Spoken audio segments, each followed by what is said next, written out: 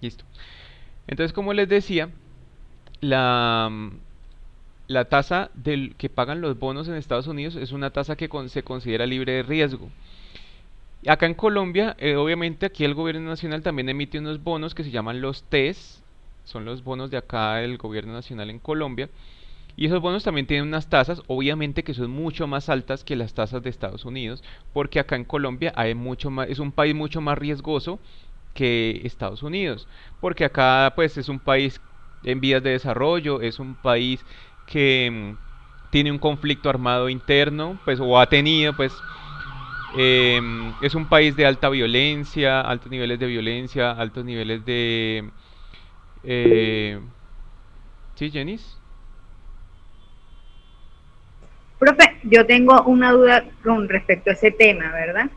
Sí, A mí no me ha quedado claro lo del Banco de la República, de allá en el Banco Central de Estados Unidos, el que compra los bonos al gobierno, ¿verdad? sí. ¿Ese banco es privado o ese banco pertenece al Estado o al gobierno? No, se supone que los bancos centrales deben ser entidades públicas, es decir, que pertenezcan al gobierno. Sin embargo, hay personas que han logrado demostrar de que la Reserva Federal en Estados Unidos tiene propietarios privados. Yo la verdad en este momento no sabría darte la fuente, habría que investigar eso bien porque es un tema interesante porque se supone que los bancos centrales de cada país deben ser entidades públicas del Estado.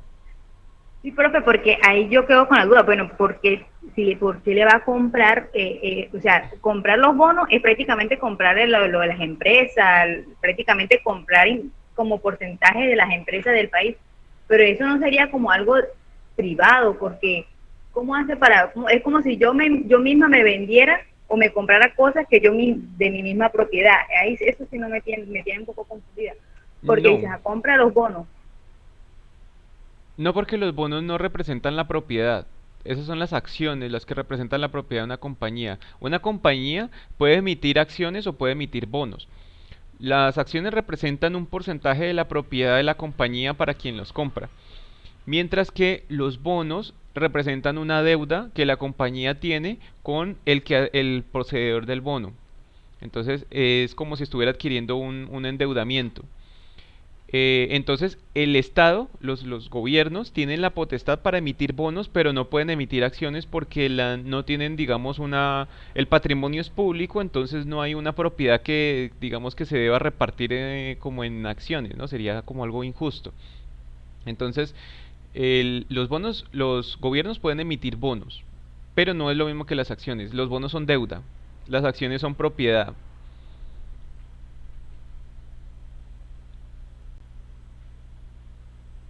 No sé si esa era Ah, tu porque pregunta. sí, porque es como en el video que vimos sobre eso, Ujú. habla de que, por ejemplo, en el caso creo que es de Japón, creo que es Japón el que tiene como que el 80%, 82% de esa cantidad de bonos al gobierno, o sea, como que el gobierno, o sea, prácticamente el banco central allá está apoderado de todos esos bonos. Creo Entonces, que es por eso China. está un, Creo que es China el que ajá, tiene la China. mayor parte de los bonos de Estados Unidos.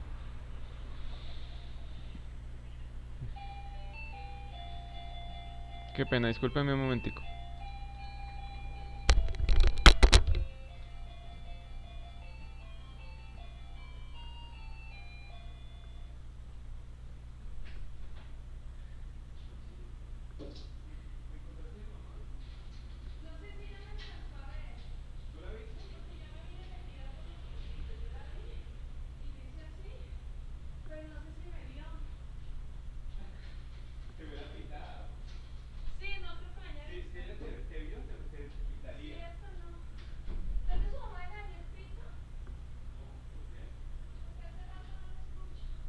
Ah, no sé.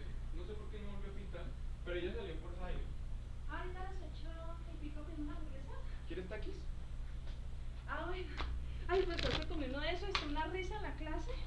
Me picó.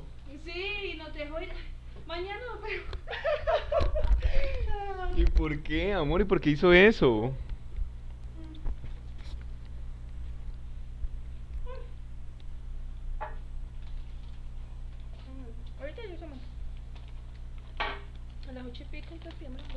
Sí.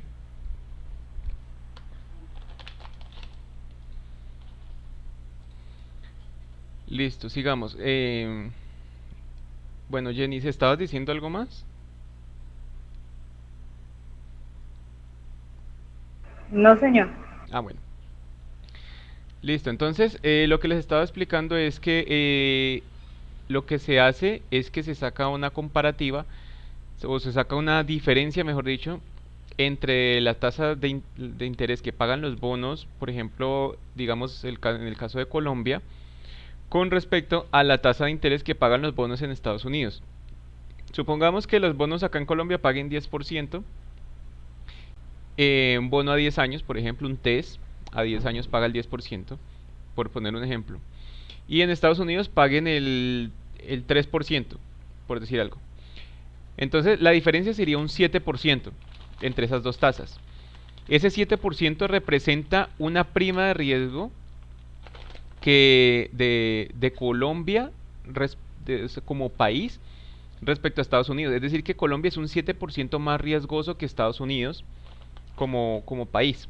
Entonces, esa tasa se utiliza muchas veces también para medir el riesgo de un país. De hecho, esa tasa se llama riesgo país y y está relacionada con una entidad que se llama ENVI. No sé si la hayan escuchado.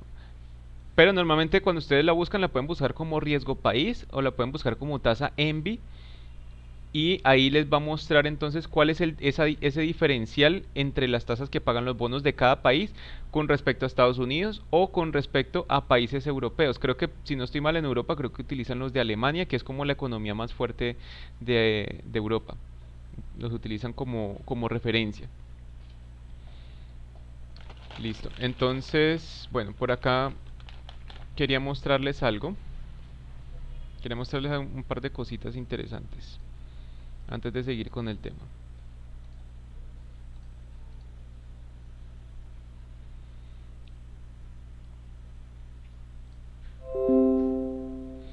Bueno, entonces por un lado, quería mostrarles, esta es la página del Banco de la República.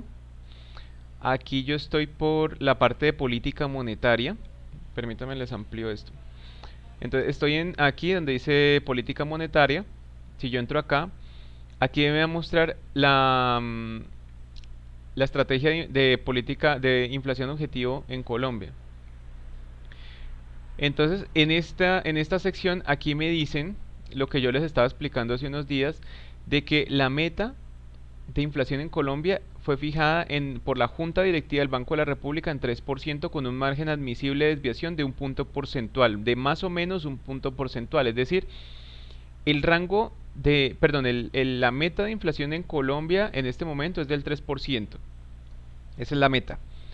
Y el margen admisible de desviación quiere decir que el Banco de la República aceptaría como adecuada la inflación que esté un punto porcentual por encima o un punto porcentual por debajo, es decir, entre 4 y 2. O sea, máximo 4, mínimo 2. Y el promedio o la meta como tal sería 3%. Y más abajo ellos nos muestran un gráfico de cómo se ha ido comportando la inflación históricamente. Aquí, por ejemplo, podemos verlo a 1, a 5, a 10, a 20 años. O a 20 años. En este caso, pues yo la tengo aquí a 20 años, que sería como el plazo máximo. Y podemos ver aquí la línea azul, cómo se ha ido comportando la inflación. Y al mismo tiempo vemos la línea gris, que es la meta de la inflación, que ha permanecido constante desde, aquí lo podemos ver, desde 2010, desde enero de 2010 se ha mantenido en 3%. Esa ha sido la meta de inflación que ha tenido el Banco de la República para Colombia. Sin embargo, vemos aquí que han existido algunas desviaciones importantes de la inflación, tanto hacia abajo como por ejemplo acá.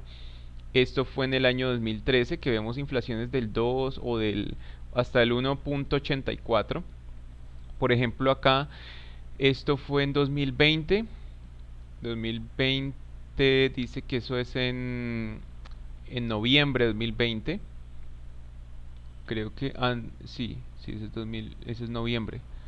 Noviembre de 2020 llegó a 1,49 y por acá en marzo de 2021 llegó a 1,51. Estuvo por debajo del rango meta, del rango pues mínimo. Y los picos más altos que ha tenido en los últimos 20 años, pues tenemos en 2016 llegó hasta un 8,97% y ahorita en 2022 estamos en 10,84, ya casi llegando al 11%. O sea, estamos demasiado desviados de la meta de inflación que es del 3%. Y por eso es que el Banco de la República pues está subiendo las tasas de interés para tratar de bajar estos picos de inflación que estamos viendo ahorita en la actualidad.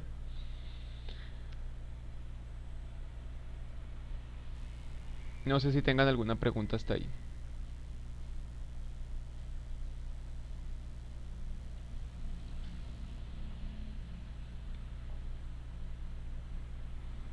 No, señor. Listo. Bueno, por otro lado, pues aquí en política monetaria, a ver qué más podemos encontrar. Mm, Vamos a buscar dónde está también el historial de la tasa de las tasas de interés. Aquí dice que la tasa actual está en 10%. O sea, prácticamente está igual que la inflación. La tasa de interés está 10% y la inflación está en 10,8 según los cálculos del DANE, ¿no? Listo, vamos a ver aquí, entonces entremos en política de intervención. Ah, bueno, esto ya es política de intervención cambiaria. Esto era lo que yo les decía que también es una de las funciones del Banco de la República, que es controlar el mercado de dólares en Colombia. Entonces, si ellos, o sea, ellos pueden utilizar estrategias para disminuir o incrementar el valor de la tasa de cambio. Por ejemplo, si quisieran incrementar la tasa de cambio, el precio del dólar, lo que harían sería comprar dólares del mercado y con eso están sacando dólares y al sacar dólares hace que la oferta sea más escasa y al ser más escasa pues sube el precio del dólar.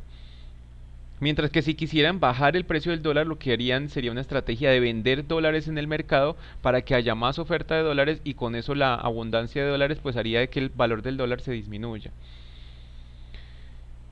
¿Qué más tenemos por acá? Por aquí yo quería mostrarles las estadísticas. ¿Dónde están estas son las estadísticas? Entonces, estadísticas tenemos de precios e inflación, tasas de interés y sector financiero. Vamos a entrar acá. Entonces, aquí en esta parte nos muestran lo que son las tasas de interés y del sector financiero. Por ejemplo, tasas de interés de política monetaria es la primera que tenemos acá. Si yo entro aquí, vamos a ver cómo se ha comportado históricamente. Acá nos dan la explicación primero de qué son las tasas de interés, cómo funcionan, para qué sirven. Acá yo puedo descargar el histórico, por ejemplo, si yo necesito ver las tasas de interés históricas, yo las podría descargar por acá, por estos links. Y acá me muestran en una gráfica, pues cómo se ha ido comportando las tasas de interés. Vemos que tienen, si lo mostramos a 20 años, vamos a ponerlo al mismo plazo que teníamos ahorita la inflación.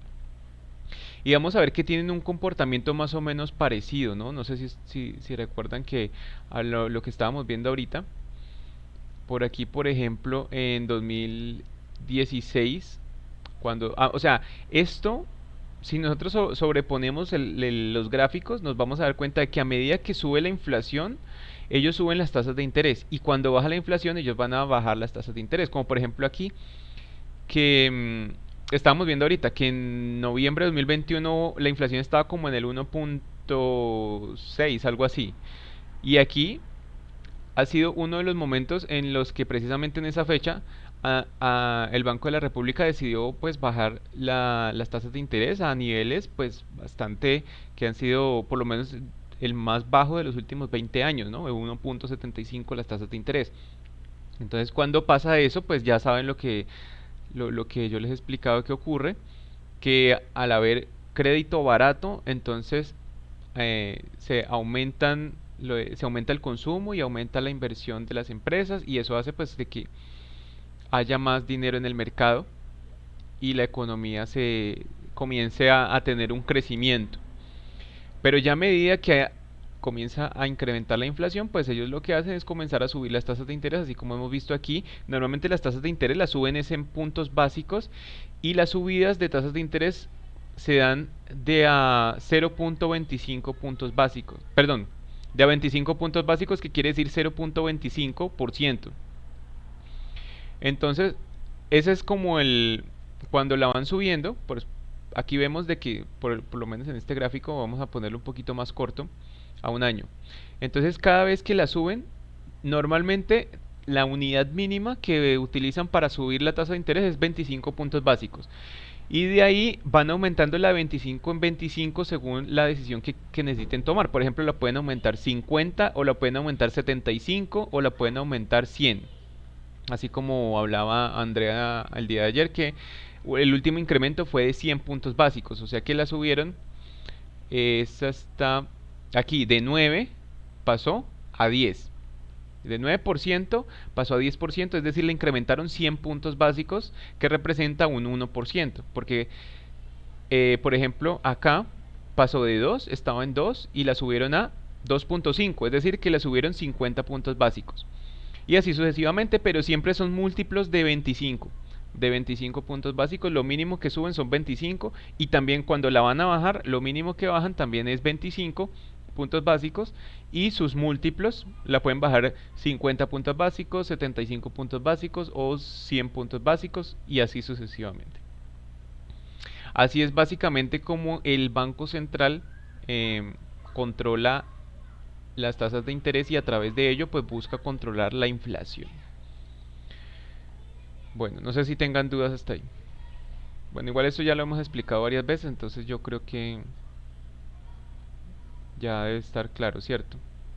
O me dicen si todavía no.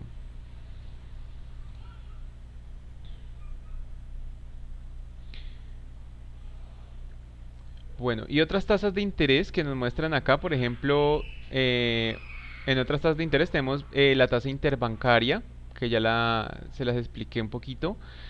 Indicador bancario de referencia, repos interbancarios, bueno, esto sí no los vimos, pero pues digamos que no es tampoco muy necesario conocer a detalle cada una de estas cosas.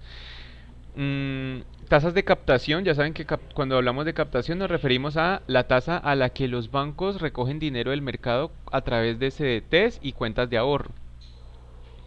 Más que todo CDTs, ¿no? Normalmente se utilizan los CDTs porque las cuentas de ahorro casi no pagan, no es muy relevante el porcentaje que pagan.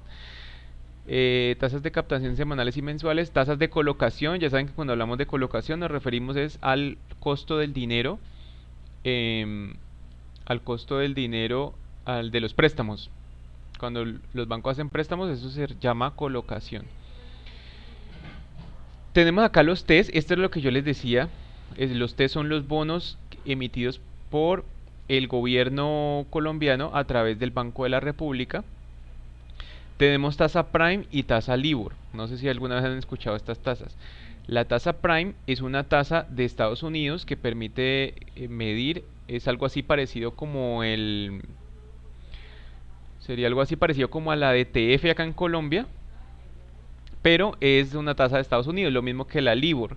Aunque la Libor recientemente fue reemplazada por otra tasa porque resulta que con lo que pasó de la crisis hipotecaria en 2008 se dieron cuenta de que habían algunas irregularidades con la Libor, entonces crearon una nueva tasa que ahorita se me escapa el nombre y que comenzó a funcionar, si no estoy mal, creo que fue este año, comenzó a funcionar apenas. Entonces, pues esta Libor ya quedaría reemplazada por la nueva tasa. ¿Qué más tenemos acá? Los agregados monetarios. Acuérdense que yo les expliqué lo del M1, M2, M3, que son como los niveles en los que se puede medir la oferta monetaria del país. Mm, sectorización monetaria de crédito, mercado accionario. Bueno, estos ya son otros aspectos diferentes.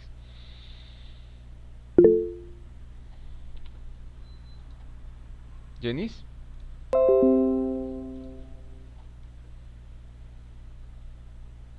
¿Jenis? Profe, una pregunta ¿Sí? es con respecto a la CDT. La CDT es cierto que, por ejemplo, yo lo leí, no sé si lo entendí mal, que, por ejemplo, si yo compro, invierto tal en el CDT a 2, 3 años la inflación o suben las tasas de interés, cuando suben las tasas de interés, el monto que de, de porcentaje de mi ganancia de CDT bajan.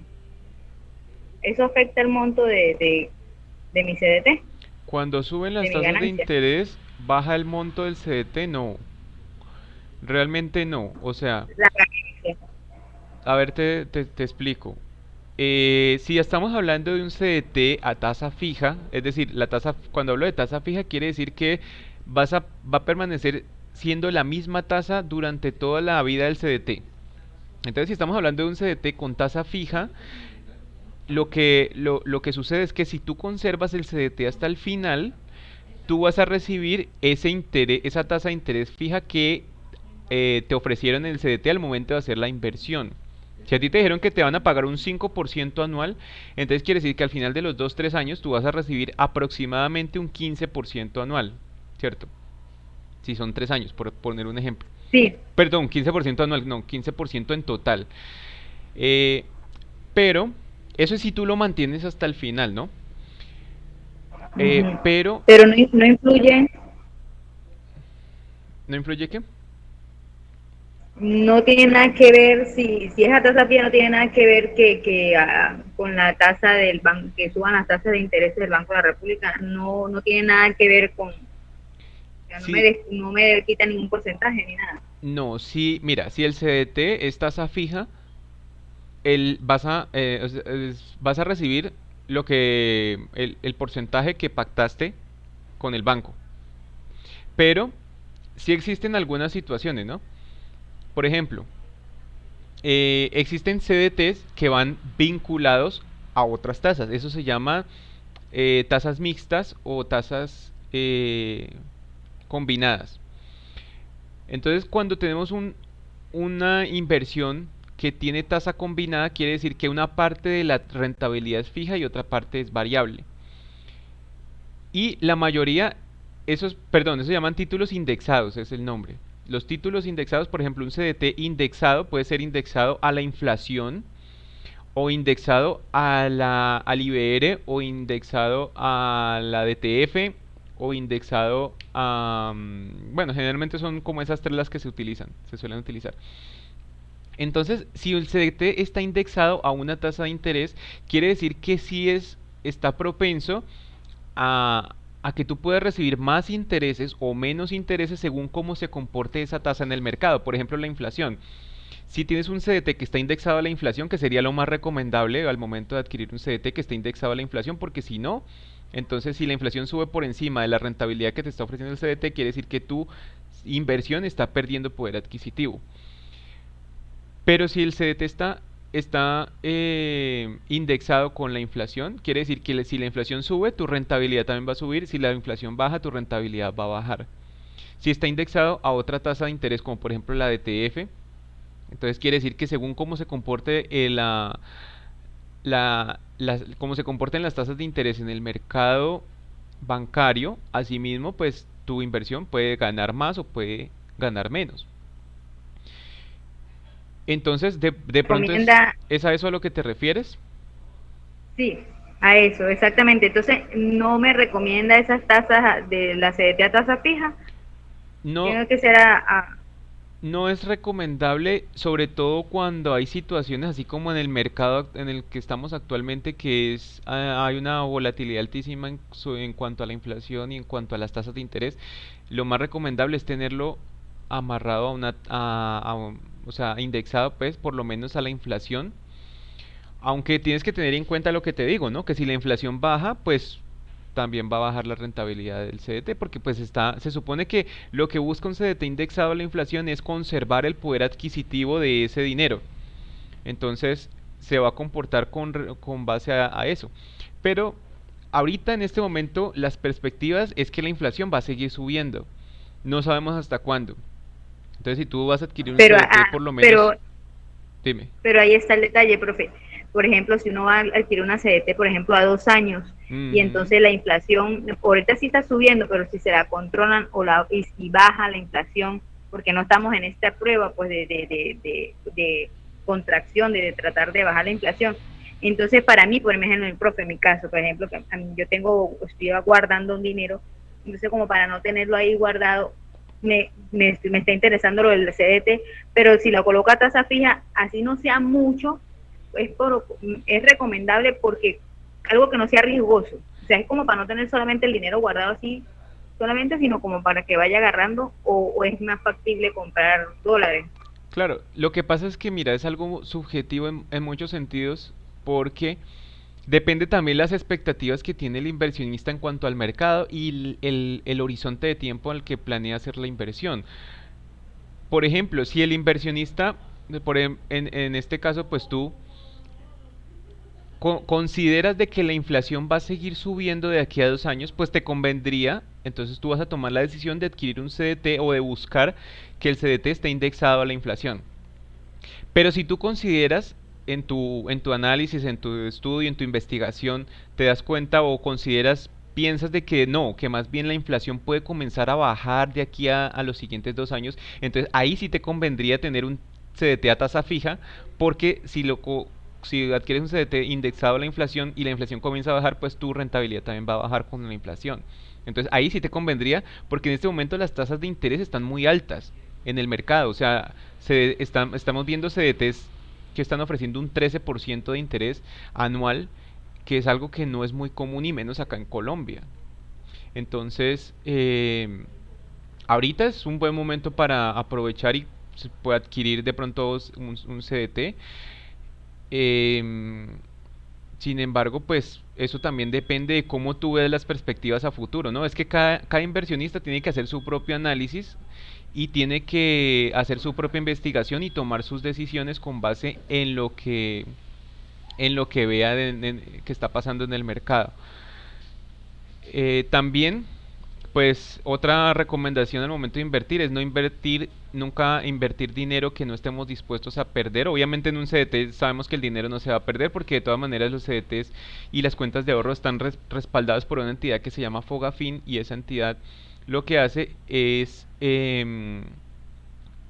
responder por una parte del dinero que está invertido en CDTs y en cuentas de ahorro en caso de que la entidad financiera en la que se realiza la inversión no pueda responder por ese dinero, digamos que entre en quiebra o alguna situación económica que no permita o que dificulte pues que la entidad financiera responda por esos dineros. Entonces Fogafin entra a devolver una parte de esas inversiones.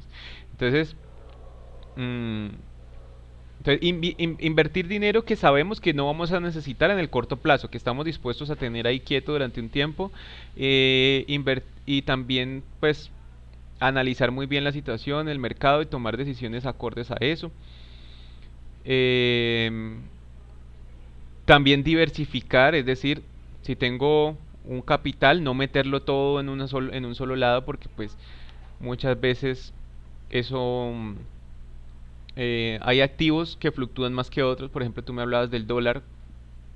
Si estás pensando en comprar dólares, entonces no metas todo el dinero en dólares. Pues podrías poner una parte en dólares. Eh, También existen otras divisas, ¿no? Hemos hablado, por ejemplo, del franco suizo. Es una divisa muy fuerte que si te interesa, pues también podrías averiguar. Em, Sin embargo, pues hay que tener en cuenta de que ahorita las divisas también están pasando por un momento de volatilidad bastante alta en el que pues es complejo determinar qué podría llegar a pasar a futuro, ¿no? El dólar ahorita está costosísimo, entonces puede ser que dependiendo cómo sea la situación en el futuro, puede ser que no sea una buena idea comprar dólares ahorita por lo que precisamente están muy, muy costosos, a menos de que tengamos la, la idea de que la economía colombiana va a seguir perdiendo valor en el futuro respecto al dólar, digamos que entre en una crisis mayor que una crisis que podría enfrentar Estados Unidos, y por lo tanto el peso se devalúe tanto que el dólar siga subiendo. En ese escenario, pues, si eso es lo que consideramos, pues sería en ese caso una buena idea, pero pues como te digo, es la situación, las inversiones es un tema bastante subjetivo porque nadie sabe lo que va a pasar en el futuro a ciencia cierta. Entonces es algo un poquito subjetivo y por eso es también adecuado tener una diversificación porque la diversificación ayuda a compensar de pronto si hay pérdidas por un lado, pero compensarlas con ganancias en otro lado. Otro vehículo de inversión que me parece de los más interesantes que existen en el mercado y por lo menos acá en Colombia también es uno de los más accesibles son los fondos de inversión, en los que existen fondos de inversión de diferentes perfiles de riesgo. Fondos de inversión que son conservadores, fondos de inversión moderados y fondos de inversión agresivos, donde los conservadores son básicamente fondos de inversión que invierten en títulos que no tienen alta volatilidad, como por ejemplo los CDTs y los bonos del Estado. Aunque más que todo CDTs y, bueno, lo más conservador son CDTs y cuentas de ahorros. Esa es la inversión más conservadora que podemos encontrar en un fondo de inversión. De ahí le seguiría el moderado, que ese sí ya invierte, además de eso, también invierte ¿cómo es que se llama? En bonos del Estado, o sea, en los TES. Y puede que tenga, dependiendo del nivel de riesgo, también puede que tenga alguna participación en acciones, ya sea colombianas o extranjeras. Y también están los agresivos, los de perfil agresivo, que invierten la mayor parte en acciones y otra parte más pequeña en bonos y CDTs y cuentas de ahorros, pero pues su mayor participación está en las acciones que tienen mayor volatilidad y por tanto ofrecen mayor rentabilidad a largo plazo. También existen fondos de inversión que invierten en acciones no solamente nacionales, sino acciones extranjeras o bonos extranjeros. Eso permite también recibir no solamente la rentabilidad de las acciones de las empresas extranjeras, sino también la rentabilidad que ofrece el aumento del precio del dólar, porque son inversiones que están, por ejemplo, en dólares o en euros.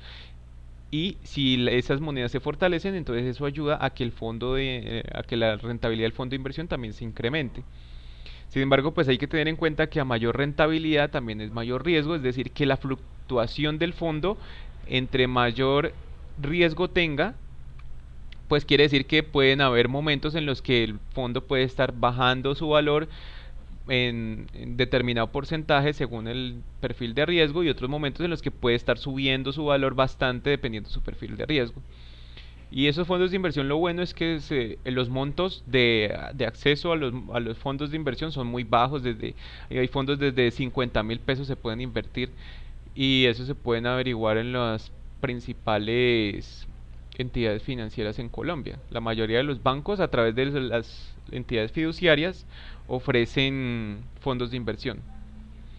Entonces también puede ser otra manera y lo bueno es que permite diversificar y además que uno no tiene que estar, digamos así como pendiente de la inversión porque es un gestor profesional el que está realizando la inversión por nosotros.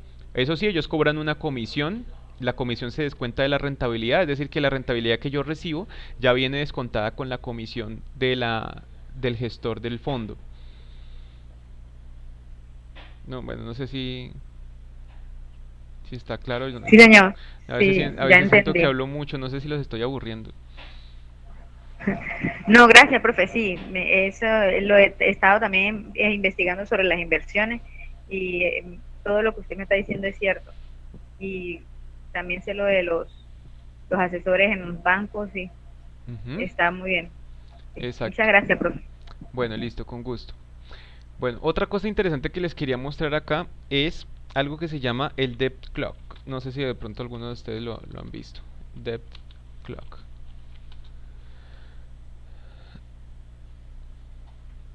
Vamos a ver, esto es algo bastante interesante que podemos analizar.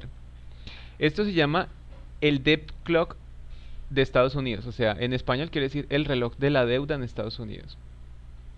Y aquí podemos ver, pues, la cifra principal, ¿no? Que es esta, que es cuánto es la deuda de Estados Unidos actualmente. Esto es en tiempo real, pues obviamente es em, un cálculo pues aproximado de cuánto está la deuda en Estados Unidos. Y en este momento estamos hablando de que ellos tienen una deuda estos son 30 billones, sí, 30 billones de dólares, que para ellos, ellos a esto le dicen trillion.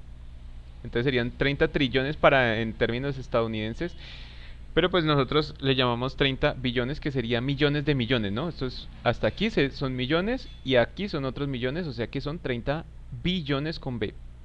Esto es lo que debe el gobierno de los Estados Unidos en deuda. Y ellos cada vez que se emiten bonos, pues esos bonos generan, están representados en deuda, ¿no? Como ya les explicaba. Entonces, esto es lo que la deuda que tiene Estados Unidos. Si nosotros lo comparamos con el Producto Interno Bruto de Estados Unidos, no sé si de pronto por aquí abajo, más abajito lo tengan, pero el Producto Interno Bruto de Estados Unidos, vamos a ver en cuánto está en este momento. PIB, Estados Unidos.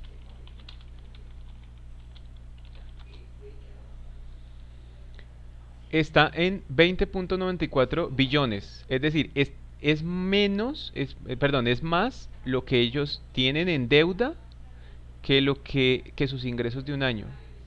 Y esta situación en un país es delicada porque quiere decir que es como decir que que yo tengo una deuda mayor a lo que yo gano a mis ingresos en un año. Y esa Pero ahí dice situación, que es del año 2020. sí, este es del año 2020, ok, correcto. Tendríamos que buscar el de 2022. Pero pues es como por tener una cifra aproximada, ¿no?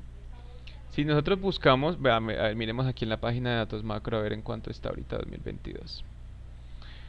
Ah,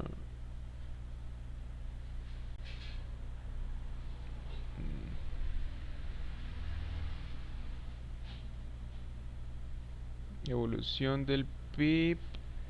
Bueno, el más reciente que tenemos es aquí a 2021. 19. Esto está en euros. ¿Por qué en euros? No, en euros no me sirve. A ver por acá.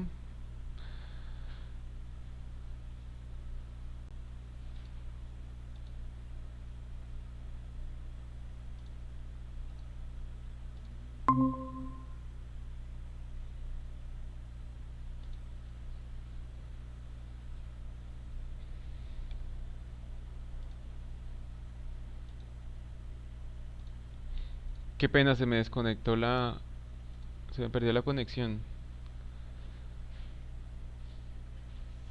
A ver, entonces vamos a ver si encontramos una cifra más actualizada. Ah, bueno, ya les comparto a través de la pantalla, qué pena.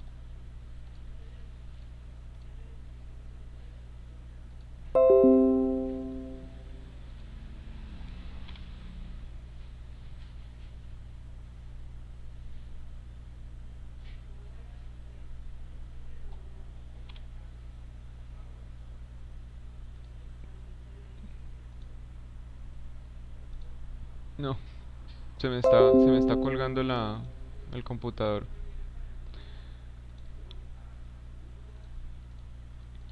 Bueno, entonces voy a dejar eso hasta ahí porque ya veo que no me va a dejar consultar.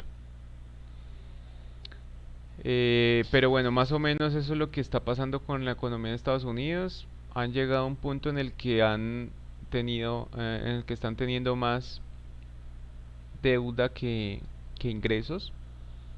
Y pues esa situación en un país pues siempre es bastante complicada. Sigamos pues con nuestro tema de la clase. Vamos a hablar un poquito acerca de la estructura del sistema financiero, por lo menos acá en Colombia.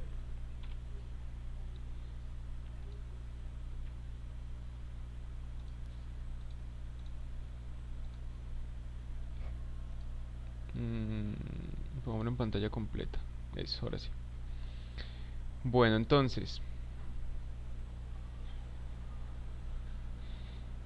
bueno, al igual que ocurre con cualquier mercado en el sistema financiero, existen dos participantes, dos grupos de participantes. Unos son los que demandan recursos financieros para obtener financiamiento, estos son denominados las unidades deficitarias, y otros son los que ofrecen excedentes de efectivo para obtener rentabilidad, denominados unidades superavitarias. Entonces, en el sistema financiero tenemos dos participantes, por decirlo así.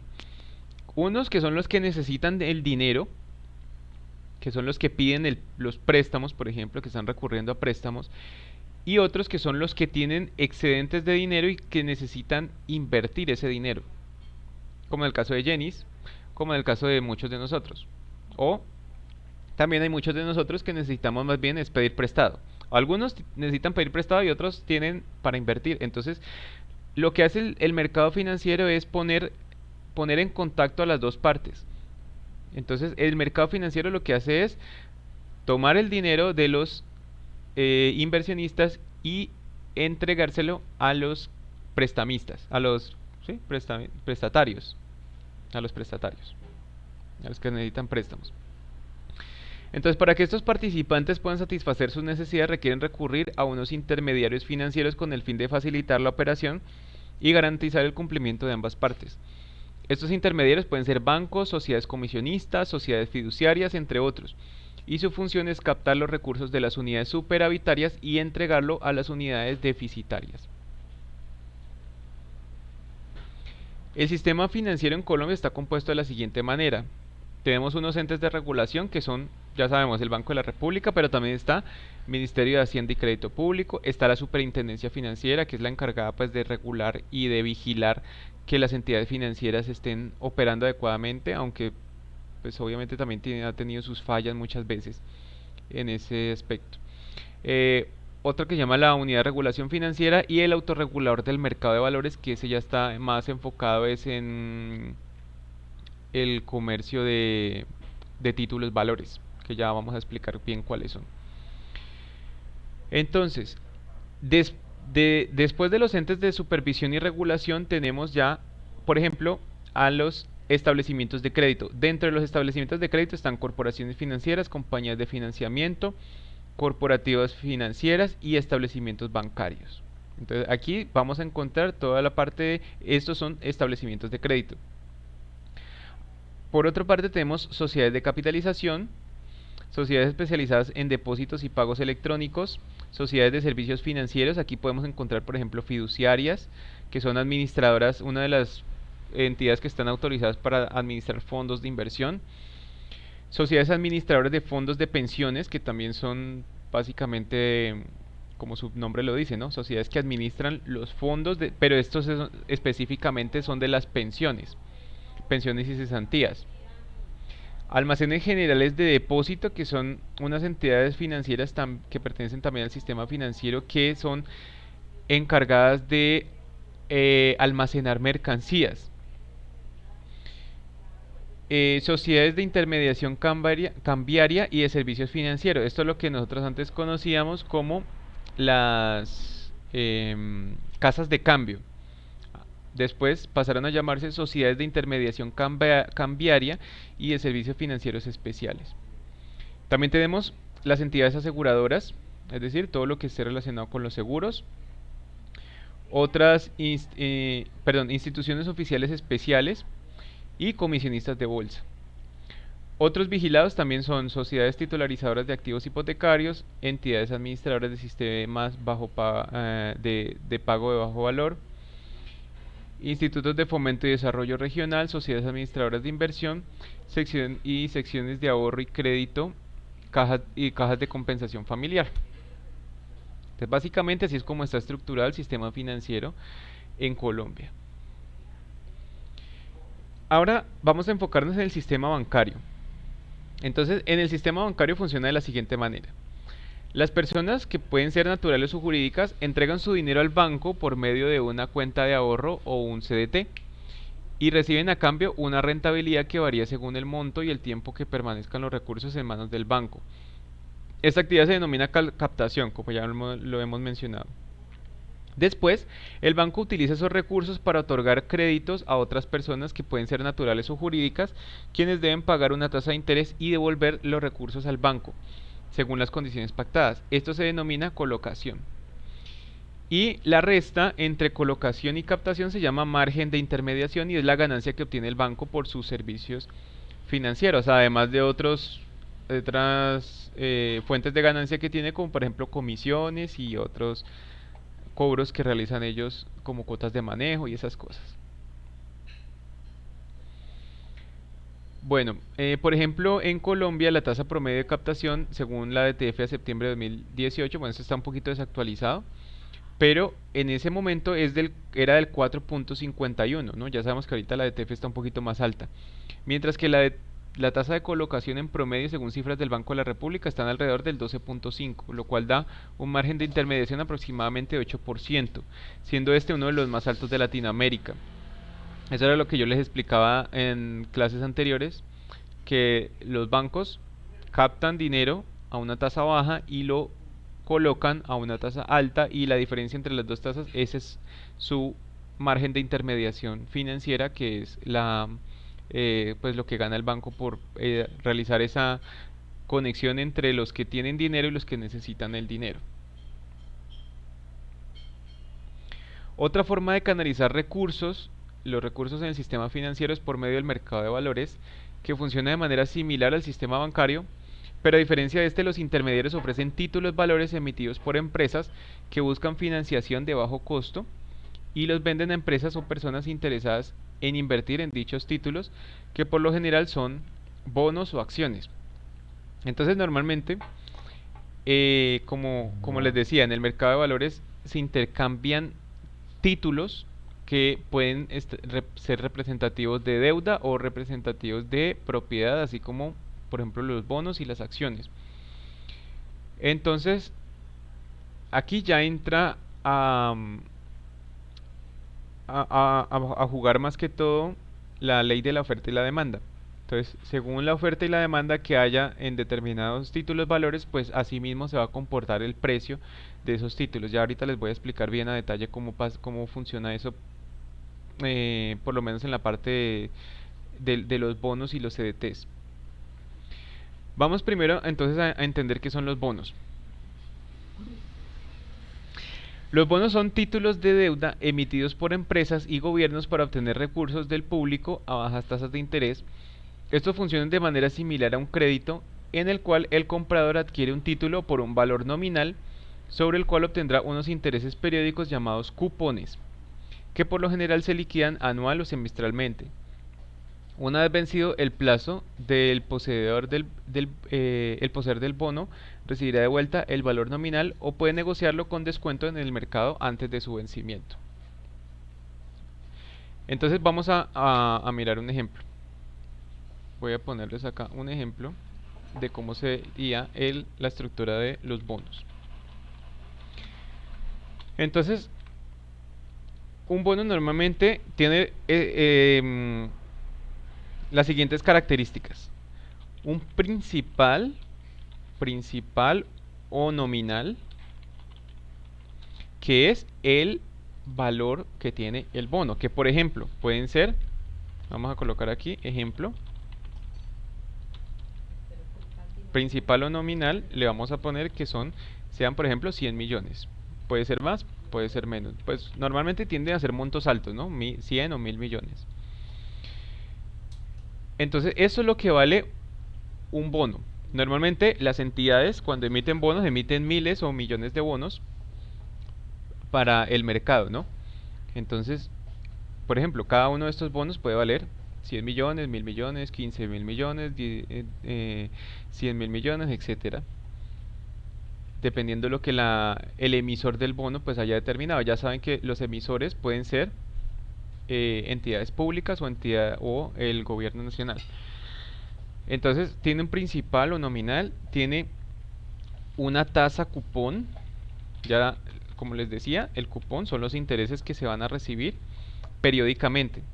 Entonces, por ejemplo, una tasa cupón puede tener un bono, digamos que sea 5%, y vamos a suponer de que esto es anual o semestral, ¿sí? El bono tiene que indicar si el interés se paga anual o semestralmente, y ese interés pagado se le llama cupón. También tiene una fecha de emisión y una fecha de vencimiento. Entonces, eso quiere decir que el poseedor del bono, hagan de cuenta que es más o menos similar a un CDT, ¿no? Un CDT, digamos que en el CDT yo invierto una cantidad de dinero, recibo un interés, solamente que en el CDT sí el interés solamente se recibe es al final, mientras que en el bono se recibe al momento del vencimiento de cada cupón. va a tener una fecha de emisión y va a tener una fecha de vencimiento, y esto pues está determinado por el plazo que haya escogido el emisor para el bono que ha decidido emitir. Por ejemplo, digamos que si un bono se emite pongámosle una fecha, pongámosle el 31 de enero de 2020, por decir algo, y que su vencimiento sea al 31 de enero de 2030, es decir, que estaríamos hablando de un bono a 10 años. Este sería un bono de 10 años. Listo, también vamos a tener un emisor que puede ser público, o sea, el Estado, mejor dicho, el gobierno nacional, o una empresa privada. Y ¿qué más vamos a tener aquí? Pues básicamente esta sería como la información principal. Obviamente hay muchos más detalles que pueden existir, como por ejemplo la moneda en la que se denomina el bono, puede ser pesos, dólares, euros. Profe, o sea que los bonos solamente están al alcance por su alto costo del gobierno o de empresas públicas o privadas, ¿verdad? Mm, ¿Al alcance te refieres es en cuanto al quien lo va a emitir? Al quien lo va a comprar o el que vaya a comprar No. un bono. Cualquier persona natural o jurídica puede adquirir un bono. El gobierno no. Pues, bueno, el gobierno, sí, el gobierno, perdón, sí, los gobiernos sí pueden adquirir bonos de otros países también. Pero está disponible para cualquier Pero persona natural o jurídica que pueda adquirirlo. sí, pero en el caso, por ejemplo, de nosotros los pobres, yo lo que digo, por ejemplo, como cuánto sale un bono. Por ejemplo, no, pues es que digamos que si tú vas a comprar un bono como persona natural, no es recomendable que, o sea, a menos de que tengas suficiente capital. Porque si tienes para comprar un solo bono, digamos, por ejemplo, este ejemplo que yo estoy poniendo, un bono valdría 100 millones.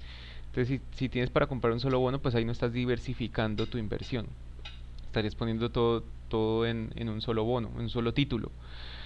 Entonces, si tú quieres invertir en bonos y no tienes mucho capital, pues lo más recomendable sería que utilices los fondos de inversión que invierten en bonos. Ellos sí tienen, como ellos arman una bolsa de todos los inversionistas, pues ellos sí tienen la capacidad del dinero para comprar no solamente bonos del Estado, sino bonos de diferentes empresas o bonos de otros gobiernos de otros países. Entonces ahí tu inversión quedaría diversificada y pues puedes invertir desde montos muy bajos. Ah, ahí es donde voy yo, que por ejemplo, que como son es como para los que tengan suficiente capital alto, pues para Sí. personas con bastante dinero.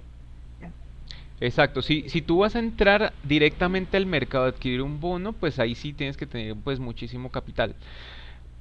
Si no tienes tanto capital, puedes recurrir a un intermediario como una sociedad fiduciaria o una sociedad comisionista que, bueno, no, comisionista no, una administradora de fondos de inversión que te permita acceder a un, a un fondo que invierta en bonos.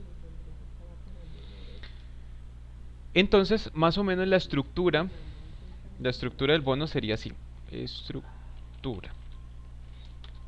Quedaría, normalmente maneja la siguiente estructura. Vamos a poner aquí primero el año. Entonces vamos a poner aquí 2020, 2021 y así hasta 2030.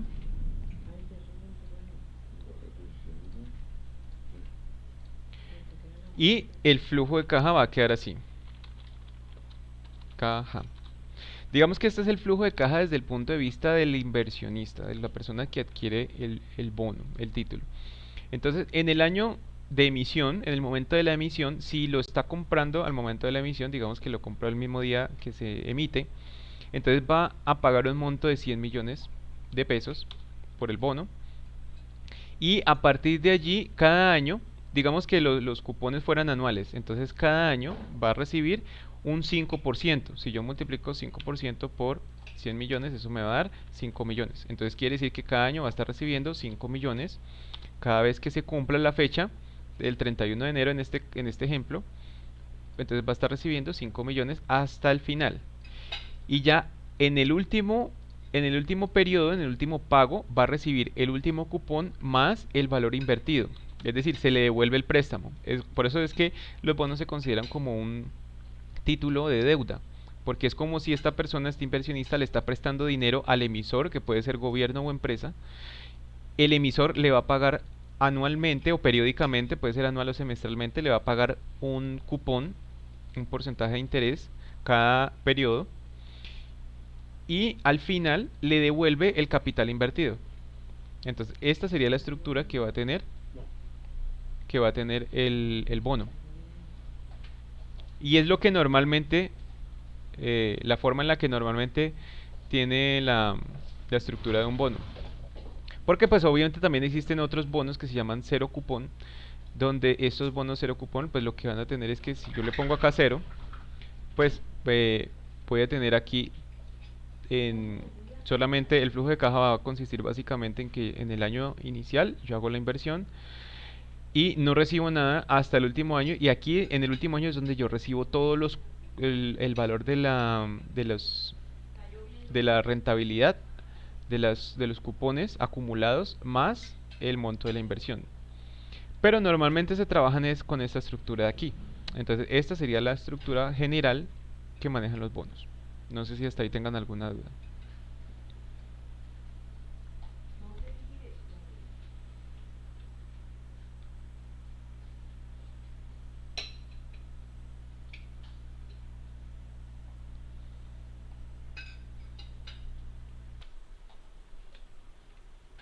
¿O todo claro hasta ahí?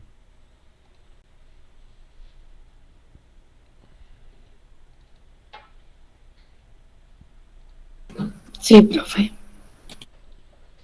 Bueno, listo. Ahora, eh, lo que sí puede pasar, tanto no solamente con los bonos, sino también puede pasar con un CDT, y de pronto también para complementar un poquito lo que estamos hablando ahorita con Jenis, es que estos títulos se pueden renegociar. Es decir, yo lo puedo comprar aquí, pero si yo quiero, yo lo puedo vender más adelante en el mercado secundario, porque normalmente al momento de la emisión existen dos tipos de mercados, tanto en los bonos como en las acciones. El que se denomina mercado primario es al momento de la emisión. Entonces es cuando salen por primera vez, cuando están recién salidos del horno los títulos. Entonces ese es el mercado primario, cuando se venden por primera vez. Y mercado secundario sería cuando se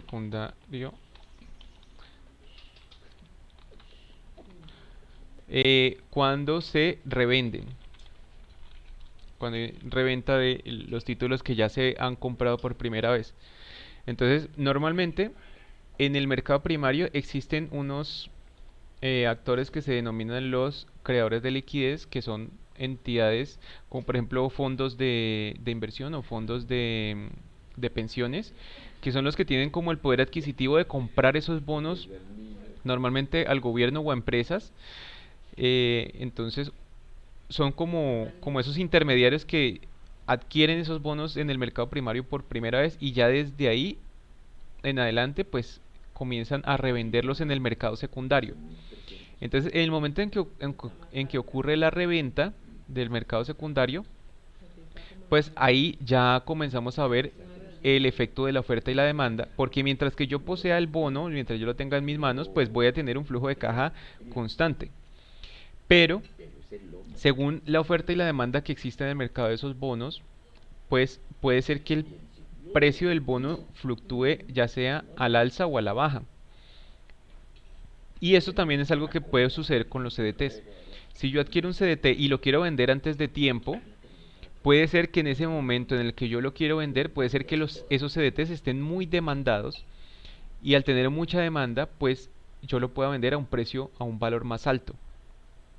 Pero también puede ser que en el momento en que yo lo quiera vender exista poca demanda de esos CDTs del que yo estoy invirtiendo, y al haber poca demanda, entonces seguramente me lo van a comprar a la persona que me lo compre, o al momento de hacer el intercambio en el mercado de valores, pues voy a encontrar con que el valor que me van a pagar es más bajo, precisamente por el efecto de la oferta y la demanda. Entonces lo mismo puede pasar con un bono. Digamos que si yo adquiero un bono acá a 100 millones y digamos que yo ya recibí estos flujos, los tres primeros, y aquí en 2023, ya después de haber recibido el cupón de 2023, ya yo lo quiero vender. Entonces lo que va a pasar es que en ese momento, en el mercado secundario, existen algo que se llama la tasa de negociación. Tasa de negociación. Que sería pues básicamente como su nombre lo dice, es la tasa a la que se va a negociar el título. Y es un porcentaje. Entonces, si la tasa de negociación lo que va a hacer es que, por ejemplo, si a mí me dicen que la tasa de negociación está en un 7%, entonces aquí lo que va a pasar es que yo ya recibí tres cupones y faltan todavía otros 7 cupones por recibir más el capital principal. Entonces, lo que va a suceder en ese momento es que a mí me van a descontar. Cada uno de estos flujos va a quedar descontado el 7% en su respectivo número de periodos hasta traerlo aquí en valor presente. Eso es algo que vamos a ver ya cuando pasemos al siguiente módulo de matemática financiera, pero pues básicamente la idea es que se calcula un precio, el precio del bono, con base a esta tasa de negociación, se descuentan los flujos futuros de caja, se traen a valor presente y ese valor presente aquí en el año en que estoy realizando la negociación, pues va a ser el precio al que puedo vender el bono en el mercado secundario. Lo que sí les puedo indicar aquí es que cuando la tasa de negociación es más alta que la tasa cupón, pues lo que va a pasar es que el bono va a quedar con un precio por debajo del valor nominal. Entonces podría quedar con un valor de, digamos, si el valor nominal es de 100 millones, podría quedar, por ejemplo, con un precio de 90, de 80, dependiendo qué tan alta sea la tasa de negociación. Profe, ¿esa tasa de negociación es algo, alguna entidad lo fija o es algo que lo colocan de forma general? No, no es esta tasa de negociación es determinada por la oferta y la demanda. A medida que haya más oferta de determinado, por ejemplo, de un bono, si existe mucha oferta de bonos, pues la tasa tendería a, a subir porque la tasa es inversamente proporcional al precio. A medida que la tasa sube, el precio baja. Y a medida que la tasa baja, el precio sube. Porque como estamos hablando de una tasa de descuento, entonces a mayor descuento, menor precio. Y a menor descuento, pues mayor precio. Pero bueno, esto ya la parte de los cálculos y esto pues ya lo vamos a dejar para el siguiente módulo porque pues no hace parte de esto. Lo importante aquí es que entiendan qué es un bono y cómo funciona un bono en términos generales.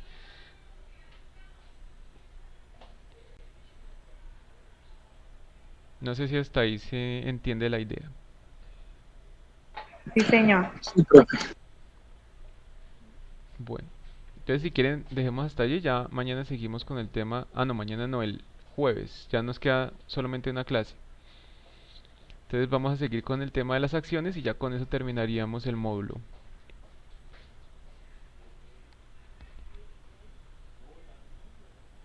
¿Alguna pregunta o algo que quieran comentar antes de terminar la clase de hoy? ¿Quién estará provocando por ahí, profe? Que se escuche un plato de comida. No es mío. Es- Profe, ya, o sea, el examen de la semana pasada fue el último examen del módulo. Ah, ¿verdad? El Diga que sí, examen. profe. Gracias por No, profe, recordarme. diga que Ya se me estaba olvidando lo del examen. Bueno, entonces el examen es el siguiente. Eh, lo que van a hacer con con la investigación que les dejé sobre los países es que, primero que todo, tienen que corregir lo que les dije, lo que les envié hoy. Hoy les envié el documento con la revisión y las correcciones que tienen que hacer. A algunos les puse correcciones muy genéricas, a otros sí más específicas dependiendo del caso, pero esas correcciones las van a hacer. Además van a incluir el PIB per cápita. Producto Interno Bruto per cápita. Ese yo no lo había puesto porque no lo habíamos visto, pero como ya lo vimos, pues vamos a incluir también el PIB per cápita de esos dos países. Entonces la idea es que ustedes van a armar una tablita donde van a colocar en una columna los nombres de los indicadores, en la siguiente. A ver, yo les hago aquí en el Excel de una vez. Obviamente eso lo pueden hacer a mano o lo pueden hacer a computador, como les quede más fácil. Entonces me colocan indicador, indicador, el nombre del país A, y el nombre del país B, por ejemplo, Colombia y Francia, o a Estados Unidos y Alemania, bueno, lo que ustedes hayan escogido. Y entonces por cada indicador, pues aquí me van a colocar Producto Interno Bruto, tanto por ciento, y este tanto por ciento, y así. Me organizan esa tablita de esa manera. Por cada indicador, obviamente van a incluir también el PIB, lo que les acabo de decir, PIB per cápita. ¿Listo?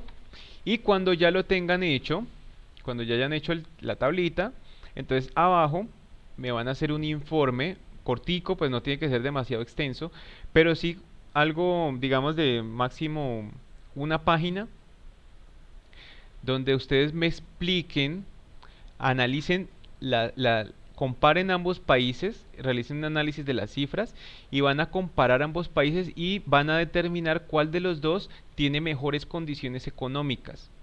Van a revisar cada indicador, a hacer la comparación de cada indicador del país A y el país B. Y van a decir al final la conclusión de cuál tiene mejores condiciones económicas y por qué. ¿Listo? Y eso sería para complementar la nota del examen.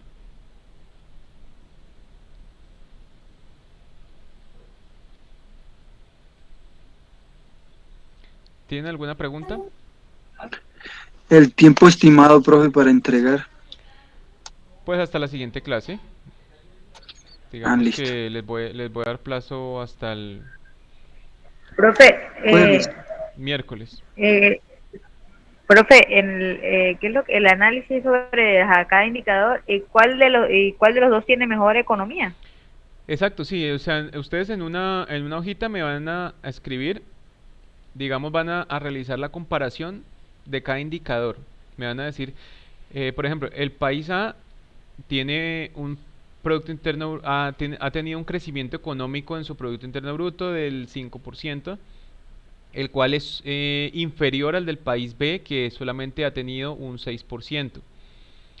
Eh, Sería bueno que pudiéramos incluir allí de pronto, que ustedes puedan investigar qué ha causado que ese país tenga ese indicador, ¿no? Por ejemplo, no, porque es que resulta que en Alemania el Producto Interno Bruto ha crecido porque se ha aumentado por ejemplo, la industria automovilística, ha tenido mayores ventas. Sería bueno que ustedes pudieran complementar esos indicadores con noticias, que busquen por qué ha incrementado o por qué ha bajado determinado indicador, por qué ha aumentado la inflación en Francia, por ejemplo.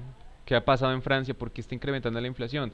¿Por qué este país es mejor que el otro? Sería como básicamente como lo que tienen que hacer y determinar cuál de los dos países tiene una mejor economía.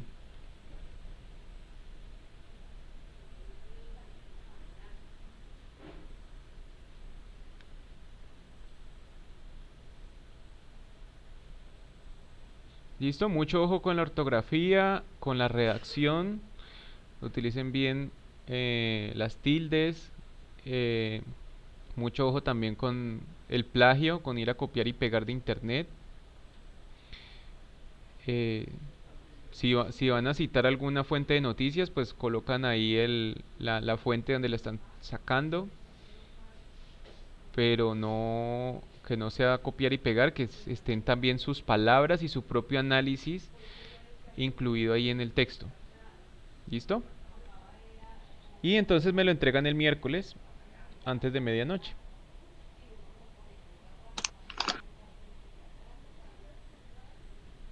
Profe, una pregunta, ¿este sería el último examen? ¿Eso sería qué? El último examen.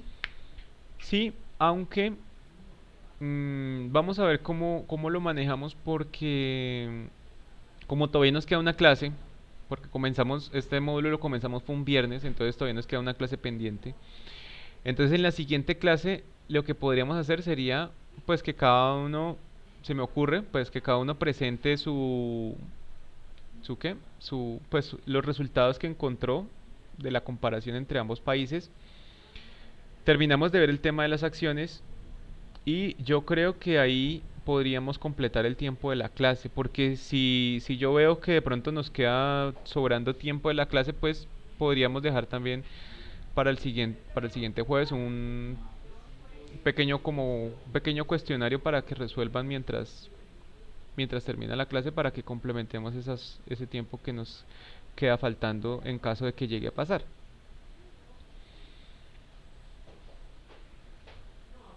Y listo ya, y con eso terminaríamos el módulo, no sería nada más.